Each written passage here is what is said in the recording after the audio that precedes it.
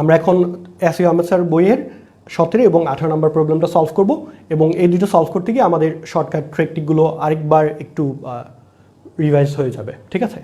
So কনসেপ্টটা কী ছিল যে লিমিট x টেন্ডস টু 0 হলে আমরা যে শর্টকাটটা জানি সেটা হচ্ছে ই এর যে পাওয়ার থাকবে -1 থাকা লাগবে এখানে একটা, আর ডিভাইডেড বাই এক্স। তাহলে ই এর পাওয়ার যদি x থাকে এখানে থাকা লাগবে x, আর ই এর পাওয়ার যদি -x থাকে তাহলে এখানে থাকা লাগবে -x। ওকে, এটা একটু মাথায় রাখবে, ই এর পাওয়ার যা এখানে ডিভাইডেড বাই তা হতে হবে, এবং এখানে সূত্রটা কিন্তু -1 +1 না, এটা মাথায় রাখবে, এটা হচ্ছে -1 থাকা দরকার। তাহলে আমরা এটাকে সমান সমান বলতে পারবো 1। এখন এখানে তো ই টু পাওয়ার x আছে, আবার ই টু পাওয়ার -x আছে, এটাকে কিভাবে করব? এটা সলভ করব। এখানেও সেম, দেখো এখানে একটা -2 দিয়েছে, এটাকে আমরা অ্যাডজাস্ট করব। খুবই সহজ। এবং আমি তোমাদেরকে আজকে আরেকটা চ্যালেঞ্জ নিতে চাই যে এই দুইটা প্রবলেমের মধ্যে একটা প্রবলেম তোমাদের ফার্স্ট যে পরীক্ষা হবে সেই পরীক্ষায় আসবে। টিচাররা এই দুইটা প্রবলেমকে খুব পছন্দ করে, ঠিক আছে? দেখবা অবজেক্টিভে আসবে, হ্যাঁ, তারপর হচ্ছে তোমার বিভিন্ন জায়গায় যারা পরীক্ষা নেয় তারা সেগুলো দিবে, মডেল টেস্টে থাকবে, কলেজের পরীক্ষায় থাকবে। সো এই প্রবলেমগুলো খুব পপুলার। লিমিট থেকে যদি প্রবলেম আসে এই টাইপের প্রবলেম থেকে অবশ্যই আসে। আচ্ছা, আমরা তাহলে শুরু করি। প্রথমে আমরা 17 নম্বর প্রবলেমটা সলভ করি। এটা সমান সমান চাইলে আমরা লিখতে পারবো লিমিট x টেন্ডস টু 0। আমি ফর্মুলা মিলানোর জন্য যেটা করবো এখন দেখো, এটাকে লিখতে পারবো e to the power x +1 minus E to power -x, sorry এটা করি, -1টা আগে দিই, +1টা পরে দিই, তাহলে আমার সুবিধা হবে, আর ডিভাইডেড বাই x। দেখো এটা বোঝা যায় কিনা। আমি একটা -1 নিলাম, এখানে একটা +1 নিলাম, সো দ্যাট আমার আগের ভ্যালুটা আনচেঞ্জ থাকে। এখন আমরা এটাকে কি করব? আলাদা করে নিব, কারণ আমরা জানি যে a plus B divided by x, এটার মানে হচ্ছে a by X plus B by X. এটা যদি কেউ না জেনে থাকো এটা জেনে নাও, কারণ আলটিমেটলি আবার লসাগু করলে ব্যাক করে সেম লাইনটাই পাবা। সো একটা ফ্র্যাকশনের মধ্যে উপরে যতগুলো নিউমেরেটর বলে এগুলোকে, ঠিক আছে, বাংলায় হচ্ছে তোমার লব বলে। আচ্ছা, তো নিউমেরেটরে যতগুলো টার্ম থাকবে প্রত্যেকটা আলাদা আলাদা ডিনোমিনেটরে ডিভাইড করা যাবে, মানে হরে ভাগফল আকারে আলাদা করে প্রকাশ করা যাবে।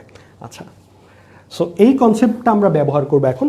ব্যবহার করে এটাকে লিখতে পারি e to power x -1 divided by x.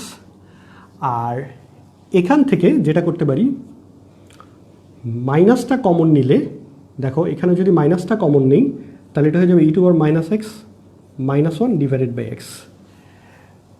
Minus common নেওয়ার কারণে এটা তো মাইনাসের ছিল, এটা হয়ে গেল প্লাসের, আর এই +1টা হয়ে গেল -1। ওকে, আচ্ছা, এবার আরেকটা কাজ করতে হবে, x টেন্ডস টু 0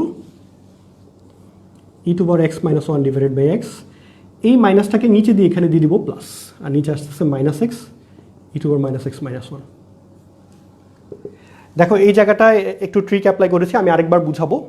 সো এখন দেখো লিমিট x টেন্ডস টু 0-র জন্য এই পার্টের ভ্যালু 0, এখানে আমি একটা সেকেন্ড ব্র্যাকেট দিয়ে দিলে ভালো, কারণ পুরোটার জন্য লিমিট অ্যাপ্লাই করছি আমি।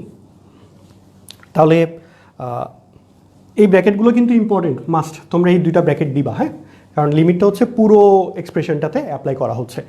এখন দেখো কনসেপ্ট অনুযায়ী e to power x -1 divided by x, এটার মান 1, আবার e to power -x -1 divide by -x, এটাও কি হবে 1। তাহলে অ্যান্সার হচ্ছে 1 + 1 = 2। আমি প্রথম থেকে আরেকবার বুঝাই যদি দুই একজনের সমস্যা থেকে থাকে। দেখো সবার প্রথম কি করেছি, আমরা এখানে সেকেন্ড লাইনে একটা -1 আনলাম, এখানে একটা +1 আনলাম, আমার ওই ফর্মুলা মিলানোর জন্য। একটা প্লাসে নিলাম, একটা মাইনাসে নিলাম, কারণ আমার ভ্যালুটা তো আনচেঞ্জ রাখতে হবে। তুমি যদি 5 যোগ করো তাহলে আবার 5 বিয়োগ করতে হয়। আচ্ছা, এখন পরের লাইনে যেটা করলাম, এটাকে আলাদা আলাদা পার্টে ভাগ করলাম। এই অংশটা e to power x -1 divided by x, এটাকে এখানে আনলাম, আর মাইনাস যেহেতু কমন নিয়েছি, হ্যাঁ, মাইনাস কমন নেওয়ার কারণে কি হলো, ই টু পাওয়ার -x, আর এই +1টা হয়ে গেল -1 ডিভাইডেড বাই এক্স। ওকে, এই লাইন থেকে এই লাইনে কি করলাম, এই মাইনাসটাকে এখানে নিচে দিয়ে উপরে প্লাস দিলাম, কারণ প্লাসে মাইনাসে আলটিমেটলি কি আসবে, মাইনাস। ওকে, কারণ তোমরা জানো এখানে দেখো a ডিভাইডেড বাই -b, এটাকে লেখা যায় -a ডিভাইডেড বাই b। এটা এবং এটার মিনিং সেম। সো আমি যেটা করলাম, এখান থেকে এটাতে গেলাম, যে মাইনাস ছিল, মাইনাসটাকে আমি নিচে দিয়ে এখানে প্লাস দিয়ে দিলাম, আলটিমেটলি প্লাসে মাইনাসে মাইনাস। ওকে, এবার কি হলো, ফর্মুলা অনুযায়ী এটার ভ্যালু 1, এটার ভ্যালু 1। আচ্ছা, এখন আমি এই সেম জিনিসটাকে আরেকভাবে করাবো, একটা লাইন জাস্ট চেঞ্জ থাকবে। দেখো তোমাদের জন্য সেটা আরেকটু সহজ হয় কিনা।